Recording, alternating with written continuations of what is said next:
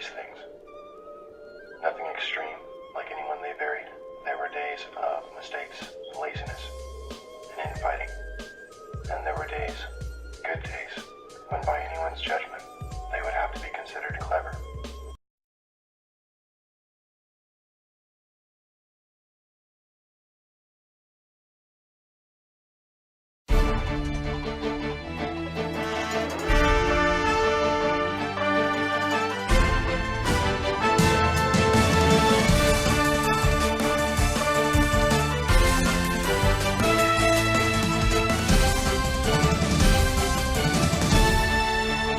Hello and welcome to Live at 7 here on CBM TV. It is Tuesday, August 5. Thanks for watching here in Jamaica and online at cbmtv.com. I'm Simon Crosskill.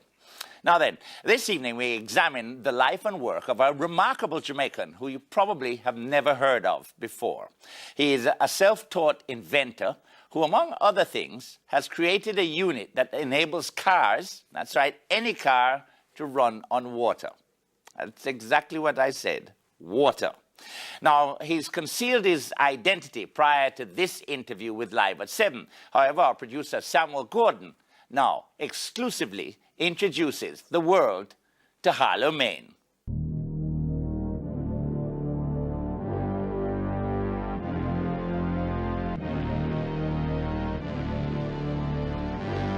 You would probably have seen him in the street and walked straight past him. Well, probably you might have noticed his height, but not much more. He pretty much resembles your average Jamaican.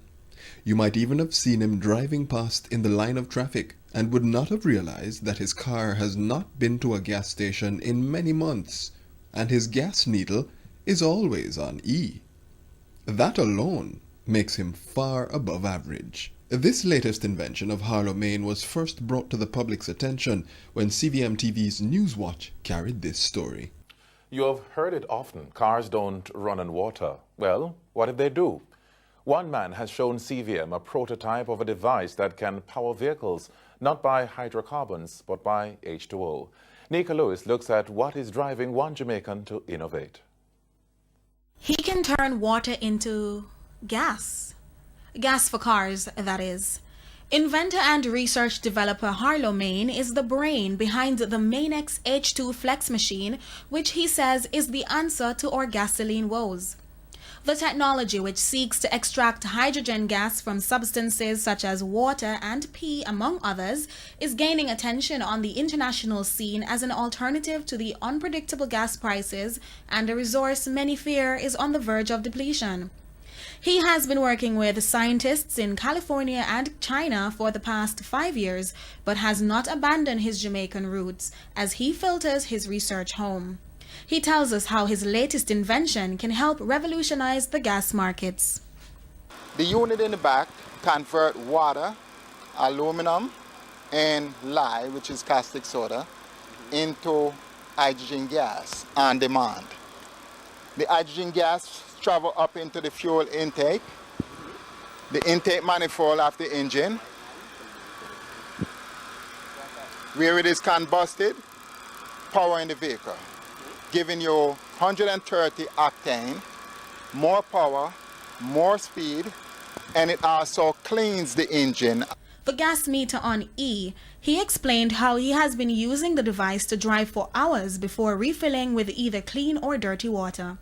So what prompted this mystery man to work for 5 years on this project? We had to find out more about the enigma that is Harlo Mayne.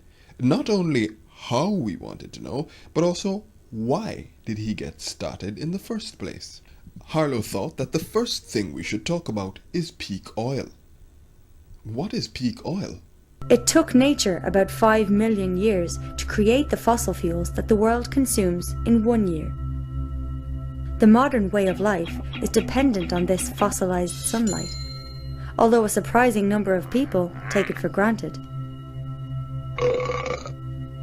Since 1860, geologists have discovered over 2 trillion barrels of oil. Since then, the world has used approximately half. Before you can pump oil, you have to discover it. At first, it was easy to find and cheap to extract. The first great American oil field was spindletop, discovered in 1900. Many more followed. Geologists scoured America. They found enormous deposits of oil, natural gas, and coal. America produced more oil than any other country, enabling it to become an industrial superpower. Once an oil well starts producing oil, it's only a matter of time before it enters a decline. Individual wells have different production rates. When many wells are averaged together, the combined graph looks like a bell curve. Typically, it takes 40 years after the peak of discovery for a country to reach its peak of production, after which it enters a permanent fall. In the 1950s, Shell geophysicist M. King Hubbard predicted that America's oil production would peak in 1970, 40 years after the peak of US oil discovery. Few believed him. However, in 1970, American oil production peaked and entered a permanent decline. So if your demand goes to 110 million barrels of oil, you're not going to find the supply because the supply peaked. Then after the peak, then there's a decline. The recession that impacted the United States economy and by extension the world in recent years was blamed on the real estate market. But that doesn't make much sense to Harlo Mayne. He believes peak oil to be the real reason. They did not blame it on oil, but oil was the sole factor for that recession. It was more than a recession, it was actually a depression. It was the worst since the Great Depression of the 1930s. And that was caused solely by peak oil. It was about $80 a barrel, and it went up to $150 a barrel. And at that point, the gas price went up in the United States to about $3 a gallon, from around $180 something a gallon. And the food price went up as well, because whenever there's gas price spike, there's also a food price spike, because you have tractor trailers and ships that need to transport food to your supermarket. They need oil and gas, right? The ship need bunker fuel, tractor trailer need diesel, and your vehicle to bring you to the supermarket or the taxi, they need gasoline. Those came from oil. Without oil, that's not possible. He explained to us what research led him to the invention he has created today. In my research, I noticed 60% of the oil we use, or energy we use from oil, goes into transportation. So I said, wind turbine is not going to help in that situation, because transportation is very important. To bring produce from, say, the farm to the supermarket shelves, we need something more than wind energy. I noticed people is developing battery electric cars. That the problem with that is that the car need 8 hours or so to recharge. So that would be a lot of productivity lost there in time waiting for a battery to recharge. So I said there must be a better way. So I looked at hydrogen gas. I went back into a research that I was looking into, and I saw that they have fuel cell, but fuel cell is very, very expensive because it uses expensive materials such as gold and platinum, you know, to make the fuel cell, and it's not long lasting. So I try to see if I can come up with a better technology for the transportation industry. And that process continued. That led me to come up with a system that uses electrolysis. That means you put electrode in water, 2 electrode in any water, connected to a power source, and you'll get hydrogen gas to power your vehicle. The problem with that is that we are only moving power from, say, a car alternator and battery to the car combustion system to the car gas fuel system. So you're moving power from one place to the next. It's still on some cars today in Jamaica here. It was hard to see the savings. A person have to be driving all day, like a taxi operator, in order to see the savings. All you see was some increased power, but not much in savings. So, and the product was expensive to make because I used stainless steel to make the unit. The examples that inspired him were of such that they used power to extract power. This boasted some savings, but still was not solving the problem that Harlo saw looming overhead. He probed deeper.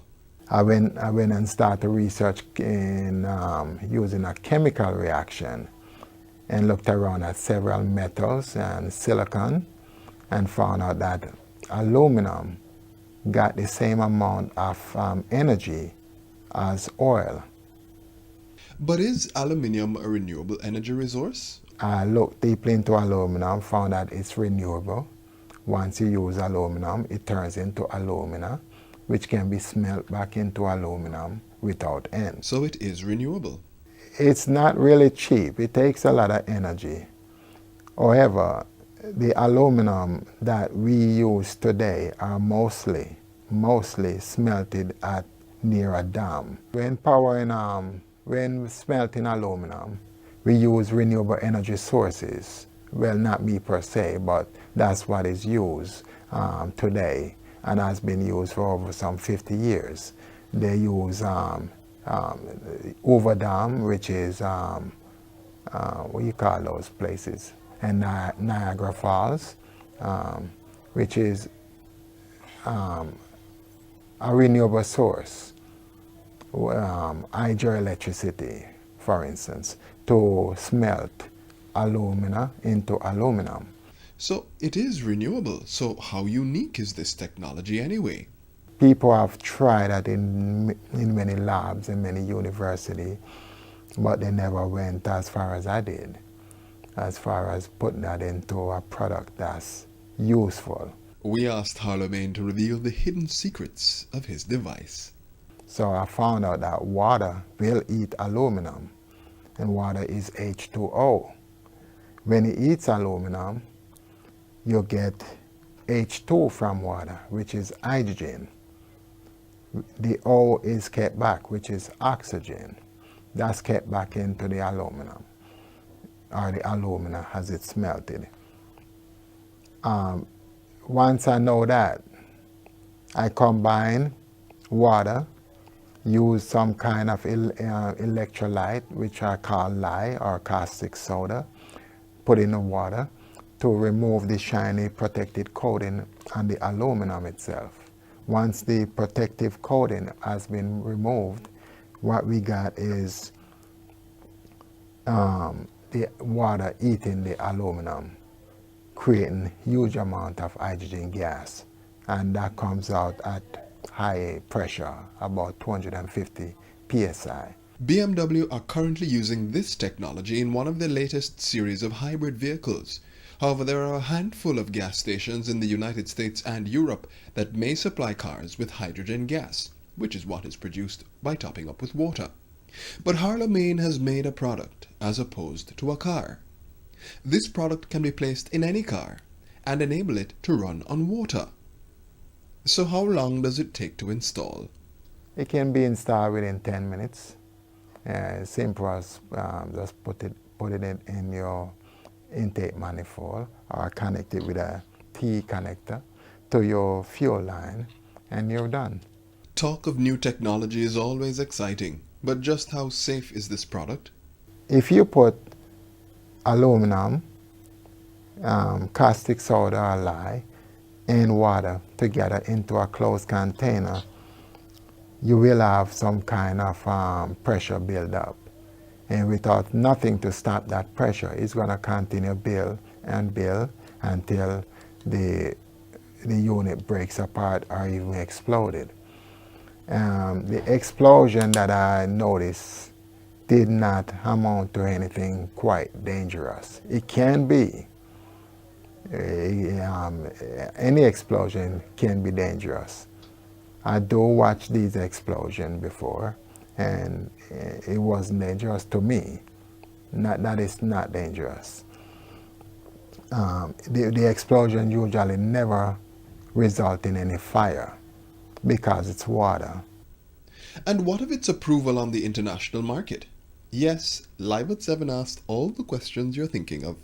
Well, we're currently dealing with the Scientific Research Council as far as working with them to see how we can get this product up to the level of international safety.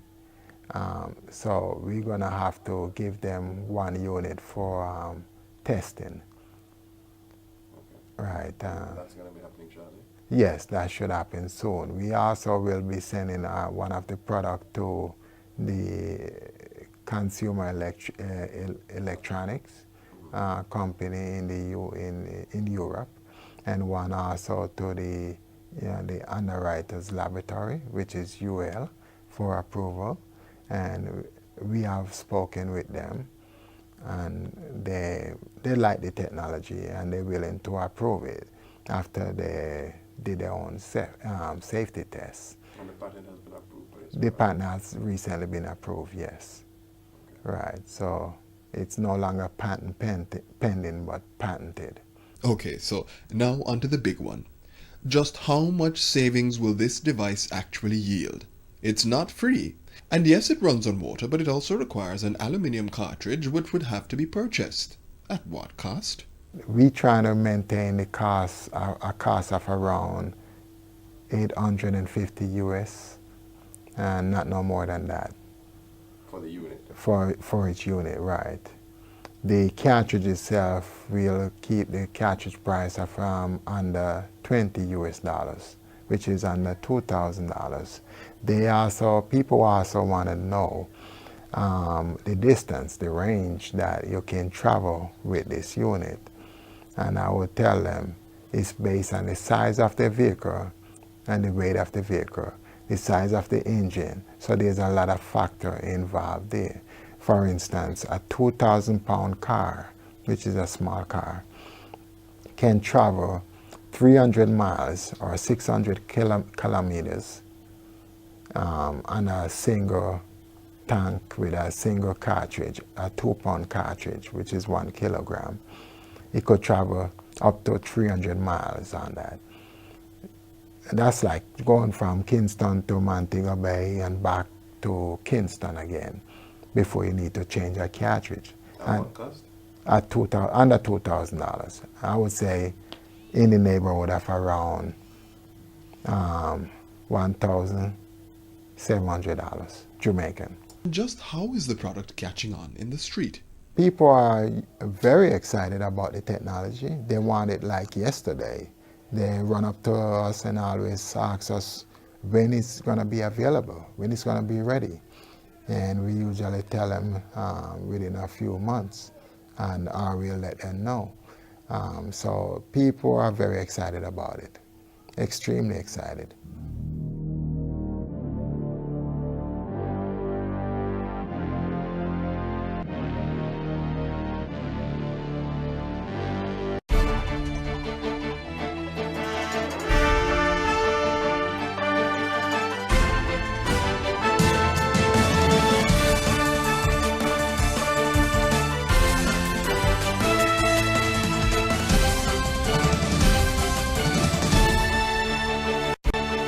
All right, welcome back to Live at 7. Now, the technology, I'm sure, impressed our team as much as it's impressing you now. But we wanted to see the reaction of the general public to the technology. Live at 7 hit the streets with Harlo Mayne.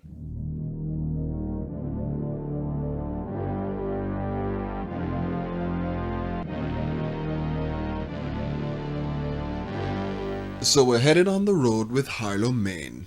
Our final destinations, though varied, will involve stops at the workshops and garages of persons who have been integral in the development process that led to the creation of the H2 Flex. But en route, we journeyed through Halfway Tree. Harlo still had a lot to share with us about people's reaction to the technology. Yeah, of course, there's a lot of believers in it, but a vast majority of the population do not believe that the technology can work, and it's not by accident. You know, they have people putting out this information about the technology, and they usually use three things to discourage people from using these kind of technology. They show off the space shuttle Challenger that exploded in the air. They use hydrogen gas, but that technology uses compressed hydrogen gas. We don't use compressed hydrogen gas. They also show the Hindenburg, which was a giant blimp back in the 1940s, I believe. Hydrogen is one of those things, people go, hydrogen, ooh, the Hindenburg, and they get all scared. Well, the Hindenburg did not blow up because of the hydrogen. The Hindenburg blew up because of the cellulose paint on the outside. But somehow these rumors persist. It caught fire and quickly burned, and a lot of people lost their lives. This technology, they use it to demonstrate the danger of using hydrogen gas. Research and study shows that hydrogen did not play a part in that fire. It was what was painted on the outside of that blimp. Harlo Mayne is not the first inventor to get the shaft. As a matter of fact, the world's greatest inventors have gotten the rawest of deals. Ever heard of Nikola Tesla? His strangest alleged invention was a worldwide free electricity system. With funding from J.P. Morgan, Tesla built a gigantic tower in Shoreham, New York, and named it Wardenclyffe. J.P. Morgan hoped the Wardenclyffe Tower could provide wireless communication across the world. However, Tesla had other plans. The inventor reportedly wanted to build an energy system that used Earth as a conductor. If the project worked, anyone could have electricity by simply sticking a rod into the ground. Unfortunately, free electricity is not profitable, and this system could be incredibly dangerous for the global elite because it could profoundly change the energy industry. Imagine how different the world would be if society didn't need oil or coal to function. Could the current world powers maintain control? The problem with Nikola Tesla, he went beyond his technology, his new invention, and came up with wireless current. So you could wirelessly send free current all over the place and safely. J.P. Morgan didn't like that, and somehow that was the end of Nikola Tesla. Tesla, by the way, invented light bulbs that had no filament so they could never burn out. He discovered a way to provide electricity wirelessly, and he also created alternating current, which we use today. Why have you never heard of his light bulb with no filament that could never burn out? And why have you never heard of wireless electricity? That's because Tesla wanted his inventions to be free for all mankind to use, for their betterment. The powers that be did not allow him to progress accordingly. He died a pauper. Is this the fate that will befall Harlo Mayne? Another challenge that I met is financing. Here in Jamaica, people do not like to finance local technology. The technology have to come from overseas, or the technology have to be developed to a point where we don't no longer need financing. And then you'll see people coming up, want to provide that funding when it's no longer needed. But to get funding, to get the product to the consumer, that's very, very challenging. Well, I've been to several institutions. I will not name any of them outright, and they love the technology, I could tell you that.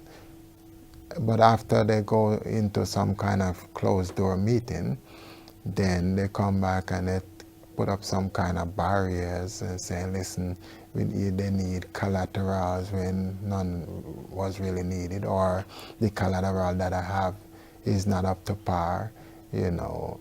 So and some even give grants that they get from other countries to put in renewable energy technology. And when I go to those companies, that institutions that provide the grants, some of them will give me a runaround. They love the technology, but after going to a closed door meeting and come out, their love for the technology somewhat changed.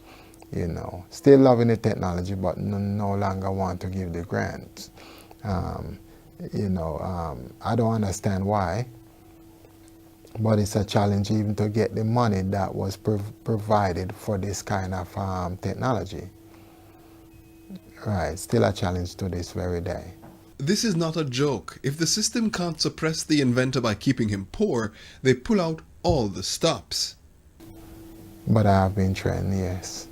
Well, the patent has been granted, and so there's no longer any reason to hide my identity, even though that might be foolish on my part, because the product is still not out there on the mass market, and to keep such a technology from the masses, usually they want to do anything possible to suppress it, including threats and you know, anything that they think would stop the technology.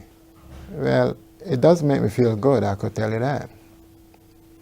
To know that your life has been threatened, you know, and to send, I didn't want to go into it, but they actually sent me explosive, saying this is aluminum shavings that could work in the product, which it could if it's real aluminum shaving, but it was not real, and it's actually explosive. So it was designed to blow me apart and blow the technology apart. And they were not successful. And by the way, I still have that aluminum shavings. It did blow up, so I know what I'm talking about. And I still have them for testing. So it's available till this very day. Right. The oil giants have amassed great wealth and will fight to keep it. There are wars over it, over oil in certain part of the world. Right now as we speak, people are dying to get that oil out the ground and bring to us. For instance, we get our oil from Venezuela, and there is unrest that's brewing in Venezuela as well. We saw that in every oil-producing country. We get sun all the time, we get rain all the time, we get wind all the time. And these are things that have been given to us by God for us to live. So it is for us to create ways from these things to make a living and for life to be easier for everyone. H2 Flex is the thing to use. H2 Flex is the way to go. H2 Flex is the changer. H2 Flex is what will bring the change to the nation, to the world. H2 Flex will reduce poverty. There's no question about it. H2 Flex will increase wealth. Remember, it's anything taxi man and bus man say. That's how it goes, you know. Yeah, man. Everybody not spend money like we, you know. We on the street. The street smart. We have it, you know. One side we. Yeah, man. We cheap car and that. You have to say that we want it. We need it. Yeah, man. I really think about it. Real.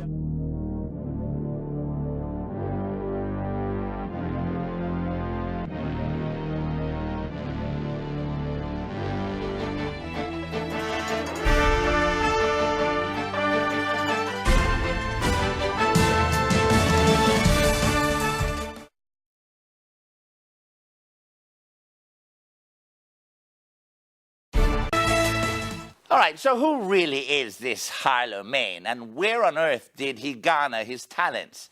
In this segment, we'll try and find out.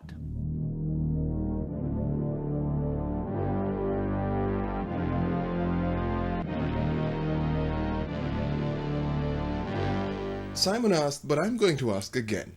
Who are you, Harlo Mayne? Please, convince us you're not an alien. Tell us about your upbringing as a child. I was born in Falmouth Hospital, and I grew up partly in Trelawney and partly in the United States. Also, before I go to the United States, I also grew up in Vineyard Town, you know, spent some time there. A few other places in Kingston here. And everybody was surprised that I was able to draw without nobody teaching me. It just came naturally to me. I used to love drawing. I'm always drawing planes and all kind of different kind of product that I saw. You know, cars, I draw that a lot, you know. But my drawing was kind of a abstract drawing, which I still do till this very day. But I've been doing that since I was around 2. We asked if he had any mentors who guided him and or inspired him in his pursuits, and the answer was flatly no. So when did this habit of inventing begin? That never faded. It never really increased either. My drawing is still with me today, where I draw products that looks like, you know, say for instance, a phone that I'm trying to come up with a new way of using it.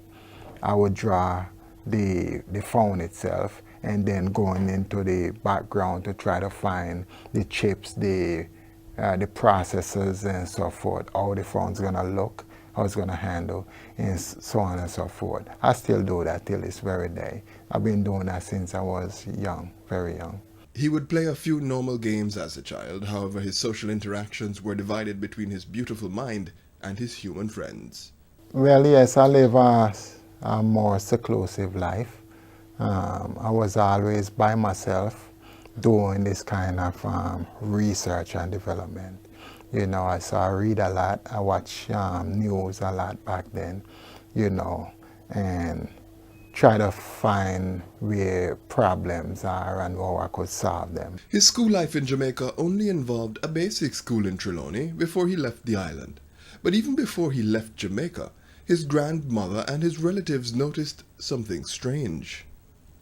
My grandmother, she was very excited at a early age,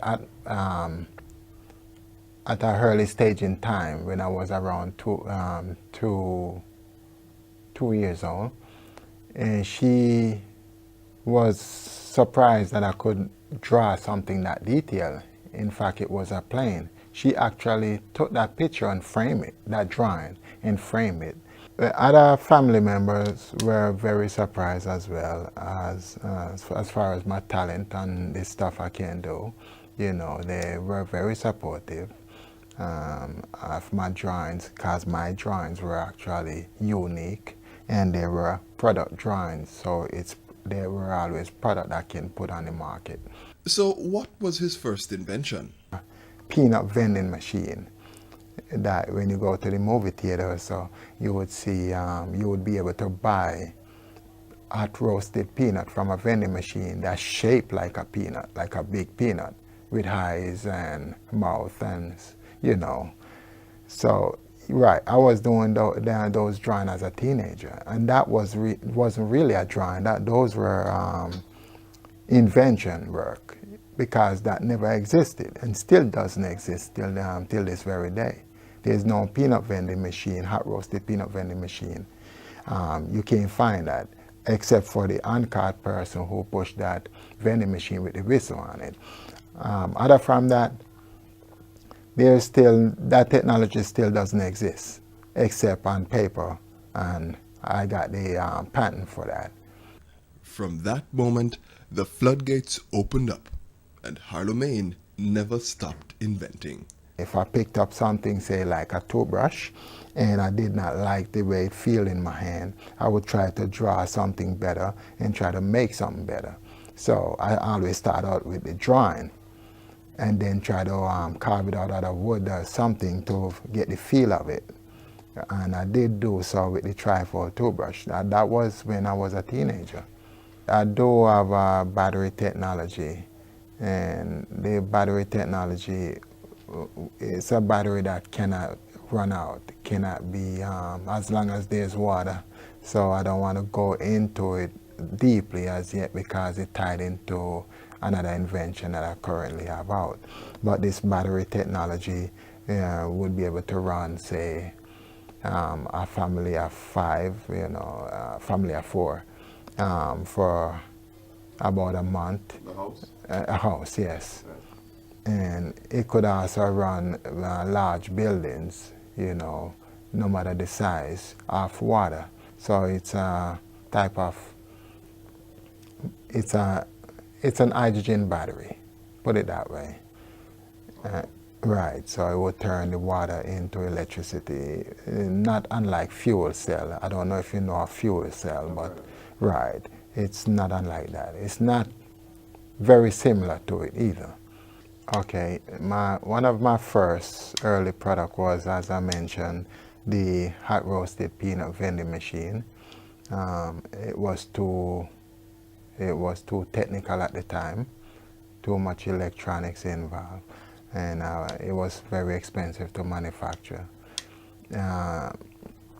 Another product was the toothbrush. It wasn't really a toothbrush, but it was a complete oral care set with tongue scraper, tartar scraper, dental mirror, floss, everything attached to that one case, which is also the handle. So that was an early multi-purpose oral care kit that I came up with. It was actually 12-piece. Nobody still have that on the market. I also have a toothbrush bristles that instead of making them straight up, I crisscrossed them a little bit so they could get rid of plaques between the teeth. And that bristles is on sale now by Oral-B, which is now owned by Gillette Company, or some other company bought them out, Procter & Gamble, I believe. He continued to design, wowing those around him as he went. It was a mop. I don't know if I'm pronouncing it properly, but it was designed to help senior citizens, people who are handicapped or who are challenged, physically challenged, to help stay in their house and clean the house. So this mop would do the ringing automatically, and so on and so forth. It does a lot of things. Yeah, by the press of a button. It was an electronic product, so it got a little motor in it and batteries and so forth. So when you press a button, it would ring out the water. It would also vibrate in the water to rings. So there's nothing you have to do but put it in the water and press a button. So it would ring and then ring by itself. Off camera at this point, Harlo Mayne told us an incredible story about an extremely useful invention he had created, which caused the highest planetary authorities to clamp down on his work. He would not allow us to share the grandness of the technology with our viewers. This is all he would say. Right, and I also have a technology which I can't mention about except that it was into the medical field. And that was a challenge. I can't speak much about that one. Can you speak about its use? No, I cannot. Okay. I can't speak about the use of it. I did read into serious. Is it now in use? No, it's not. Okay. Why is it that you can't speak about it? I can't speak about that either. Okay. Will it be in use? I don't know. Okay. Are you in talks with medical authorities and so on to have it approved for use? No, I got in trouble for it, so I got in serious trouble for that. So.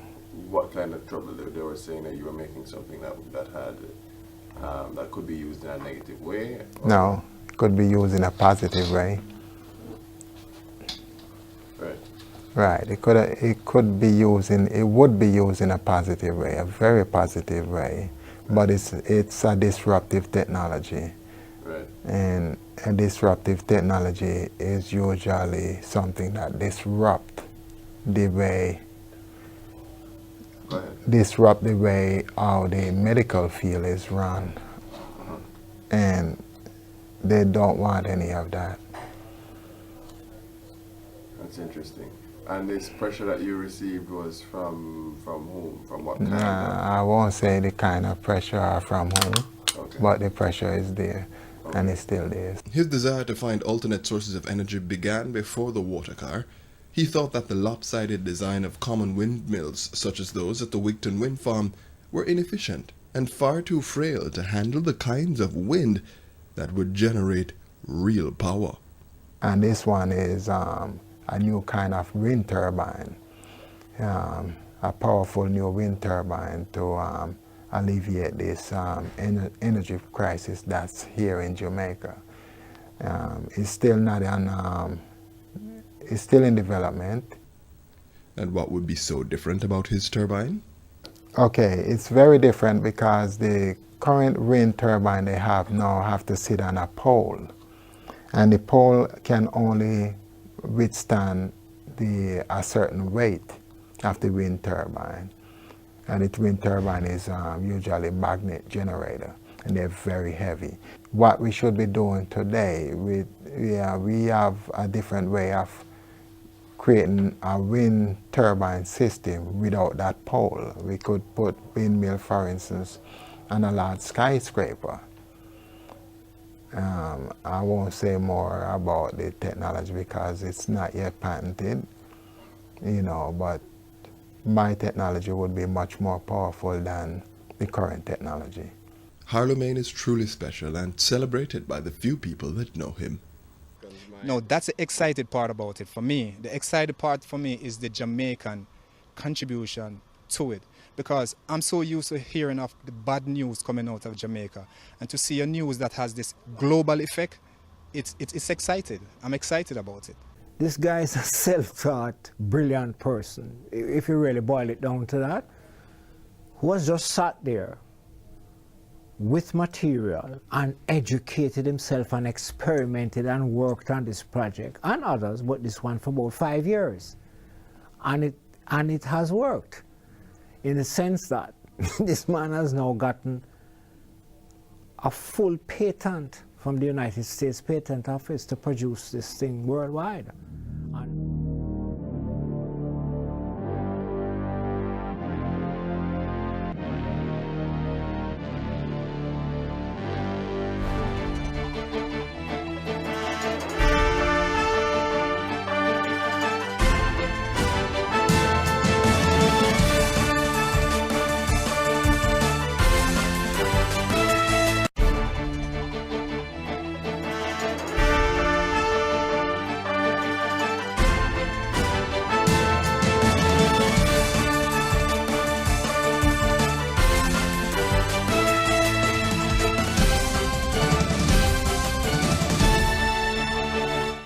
You know, it's not easy to raise support for creative ventures, especially those that impact other major industries. As a result, challenges are real. So too are death threats.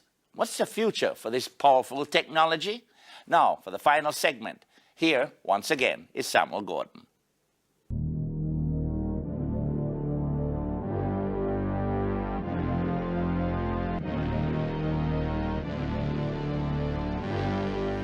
You don't smell no pollution or nothing. When you pass, you don't smell no pollution. So is it clean enough for me to put my nose down to it and smell it? Yeah, man, it's clean enough. You put your nose, not even eye now burning or nothing. When you put your face or your tailpipe, you don't get no pollution from it.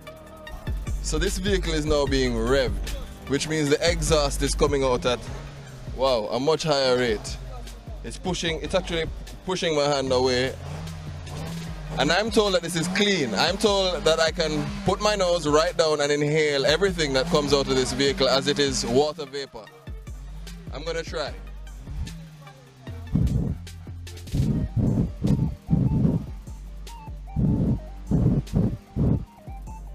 No, I won't deny it is slightly warm, but it is as fresh as the air that I am breathing right now. This vehicle is a new step. This is a new day. It is indeed a new day. Our team caught up with co-founder of Cure, Richard Dickey Crawford, to get his perspective on this new technology. Incidentally, Crawford had already been contacted by Harlo Mayne and was integrally involved in assisting him in the process of gaining funding for the valuable project. Minister Hilton, as well as Minister Philip Paulwell, endorsed the project and gave their strong support that if all of the particulars that are required by the bank can be satisfied, they would love to see the project go ahead. He also went to the Scientific Research Council, and that's a good place to have gone to. And the SRC, we spoke to them as well, and I think that they have positively responded with a grant to him to get his program moving. I don't think we are at the point where we can say everything has been 100% complete and everything is in place. But I think we are at a point where we can say thanks to Development Bank of Jamaica, thanks to Paulwell, thanks to Tony Hilton, thanks to Scientific Research Council. And if it goes the way I'm thinking and hoping it will go, then I think we have a winner on our hands. Wow. Well, we surely did not expect that news. And Live at 7 will be following up to find out whether or not Mayne will receive the support that is being promised to him. But we still wanted to ask Mr. Crawford why new technology and creative industries in Jamaica don't get more support. He had an anecdote for us. Some time ago, somebody came to me and said, listen, I have a product here that can cut down the cost of JUTC using diesel and the cost to the company, its operating costs. So can you get me a meeting to see if I can get through to the company? And he got the runaround for the longest while possible, you know? So sometimes vested interests always block people, young people, entrepreneurs, inventors, people who want to change. And this thing has the potential to be a multi-million-dollar enterprise for Harlo and his team. And it also has the possibility of changing the equation in the energy industry and all like that. Crawford also confirmed our worst fears about politics in Jamaica. People don't like to take chances on long-term development. They want to win the next election. So you always delay fixing the water supply. You delay solar energy because next thing the election come and you're in the middle and you don't get the credits and you get voted out. So that's what is confronting us. Crawford, however, has been thoroughly impressed by the work ethic and attitude of Harlo Mayne. We have our legend, Bob Marley, Usain Bolt. You have a Harlo Mayne over in that side in science and technology. I just don't know where this guy came from. I mean, to be very frank with you, in the interviews with one of the banks, every recommendation that was made by the bankers, you know, he just responded positively. You never got the thing, well, this is mine, I invented it, and therefore. He said, no, well, if that can work, I'll go back to the drawing board and come back to you. And as for peak oil, does Dickey believe that it's just another myth, or is it real? In Dubai and everywhere else, I mean, in all the oil-rich countries, when you see oil-rich kingdoms shifting to solar power, you know something is up. So they have all the oil, they have all the money in the world, but they know the oil is going to finish within a certain period of time. So they are making alternative energy provisions, and that says a lot. Everybody knows it's going to happen, and therefore anything that can reduce the consumption of oil will prolong the supply, number one, and anything that can reduce the cost is going to be useful for everybody. The Dubai Supreme Council of Energy unveiled the Mohammed bin Rashid Al Maktoum Solar Park at the World Future Energy Forum in Abu Dhabi. The park is one of the first major initiatives of the council and is expected to generate 1,000 megawatts of power. In our travels with Harlo Mayne, we also met the owner of the vehicle in which the Maynex prototype has been installed. Whether I'm running to the bank, whether I'm running to a job, whatever it is, recreational, whatever it is, I have a peace of mind. I don't have to worry about not having any cash in my pocket to buy gas. All I have to do is to just ensure that I have adequate water and I can take on the world. I've been driving with my tank on E for quite a while. As you can see, not just now, not just today, not just yesterday, the day before, and the day before, and the day before. My needle remains where it is. When you're driving a vehicle and you see your gas light, your gas gauge keep reducing, and you know you have not accomplished that you need to, and you do not have cash to further put gas in your car, it can be very scary. It can be very scary if you're running out of gas at any point while you're on the road. To have a vehicle that is operated by water, it removes that fear. Because as Jamaican, we are such a warm set of people that you can stop anywhere along the road and ask someone for a jug of water, and they will assist you. Our journeys carried us to the technician who assisted Harlo in figuring out how to compress and contain the hydrogen gas to make the product safe. He too is an inventor in his own right. Well, I meet him through Associate Bad, which I'm a bad technician. What really happens, I do all the research work for them, whether camera, TV, VCR, computer, whatever.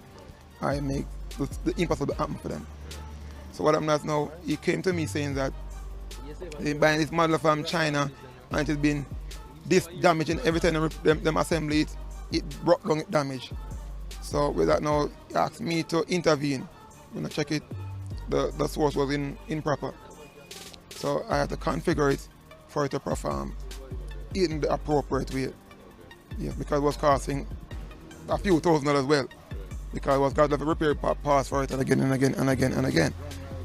So they brought to me and I made that fault. Just not seeing is believing, what they would have to test it. They would have to try it. And I think nothing. This thing would be passed by the Bureau of Standard to be safe. Regulation to be safe. So with every new development, all these products are tested and passed. So they don't be fear of it might cause any cause of harm in any way to them. In no way it will be a safe thing. And finally, on our way back to CVM studios, we took a trip to Jagas, the German automotive school, where we came across yet another member of Harlo's organically created team, this time a chemist. Well, actually it was one night going home, a friend called me for him to explain it to me because he needed some assistance. So when he explained it to me, well actually he explained the reaction first, and I actually formulated that chemical formula for the reaction instantaneously. So you're saying that, hey, you know that you are the right person for this, for assisting me. So I'm saying okay. So the other day I went to his home and he showed me it, and I'm saying okay, because it's so straightforward to me because I'm a chemistry person. So it's like fixing a puzzle, a picture puzzle. So it was so simple, and then, well actually at first we came in contact with a minor problem in which, because the reaction take place with the main ingredient, which is aluminum, and the metal in which he had was not aluminum. So I had to state that this was not aluminum. So we had to take that out of the equation and get aluminum. And after that, everything is A-OK. The crowd gathered as we conducted our interview. Mr. Phillips, a senior instructor at the German automotive school, was blown away. You know, this blew my mind, just blow my mind knowing that, you know, I can use water to drive my car around, and we can use this to do a lot more, because they say you can cook with it, you can operate other things with it, you cannot run your house with it. So, I mean, this is the next level. Students were equally as excited and encouraged by the visit of Harlo Mayne to the automotive school. Well, I would definitely like to see the Energy Minister putting a little bit more funding in technology like this. This would benefit Jamaica and put us a little bit further on the market. And we'd probably take a step further into where we need to go in the future. As the crowd gathered, even the police joined in on the action. They engaged the Maynex team with great excitement. They didn't want us to show their faces on camera, but they were on location for over 10 minutes asking questions. This product will make Jamaicans not want thief light again. Because every man can have a unit. The more units that are sold, the cheaper the units become. And persons can have their own unit because this unit has the capacity to produce electricity as well. In the same form that it is, it can produce electricity. So a man don't even have a teeth light anymore. He can hook up his own light off his unit using water and running it and paying for this light bill. And how do we end a feature like this? With hope, with anticipation, and with joy that the future of Jamaica is bright. Here's to another great Jamaican in the person of Harlo Mayne. This can happen this year, where we don't have enough petrol, we don't have enough fuel for our transportation.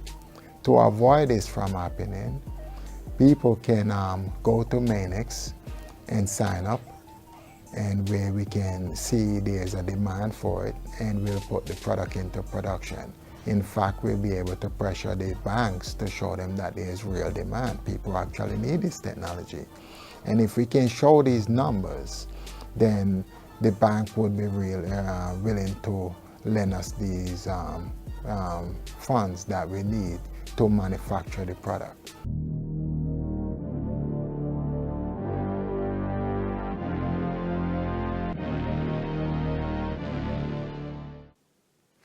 All right, that's it for Live at 7 this evening. We're off to enjoy the celebrations of our nation's birth, but we return on Thursday with all new programming. So on behalf of our entire hard-working production team, thank you so much.